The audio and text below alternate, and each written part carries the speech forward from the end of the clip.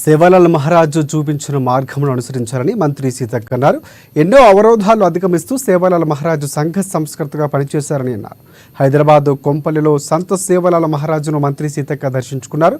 సేవాలాల్లో పరమపదించి దాదాపుగా 200 సంవత్సరాలు దాటినా తనను దైవంగా భావిస్తున్నారంటే ఆయన చేసిన బోధనలు అనుసరించిన మార్గం ఎంత గొప్పదో అర్థం చేసుకోవచ్చని పేర్కొన్నారు మంత్రి.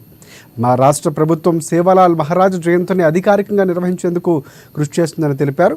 సామాజిక రుగ్మతల్లో పారద్రోలేందుకు సేవాలాల్ మహారాజు గొప్పతనం గురించి ఆయన చేసిన బోధనలు భవిష్యత్తు తరానికి సైతం అందించేలా కృషి చేయాల్సిన బాధ్యత అందరిపైన ఉందని మంత్రి సీతక్క స్పష్టం చేశారు.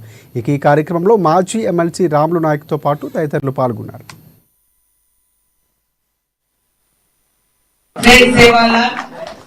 ఎందుకంటే హైదరాబాద్ లో ఉండి మరి రోజు కరెంటు కనెక్షన్ లేకుండా ఇబ్బంది పడడం అనేది కూడా చాలా బాధాకరమైనటువంటి విషయం.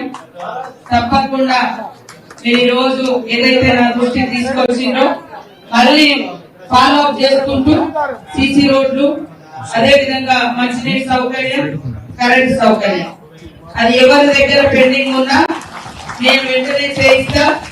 పూర్తి స్థాయిలో పర్మిషన్ కోసం కూడా ఇద్దరు రాములలో నేను సీఎం గారి దృష్టికి తీసుకెళ్లి ఒకవేళ ఎండోమెంట్ వాళ్ళ దగ్గర కనుక పెండింగ్ ఉంటే దాన్ని కూడా క్లియర్ చేసి ఆల్రెడీ అందరు ఇల్లు కట్టుకున్నారు.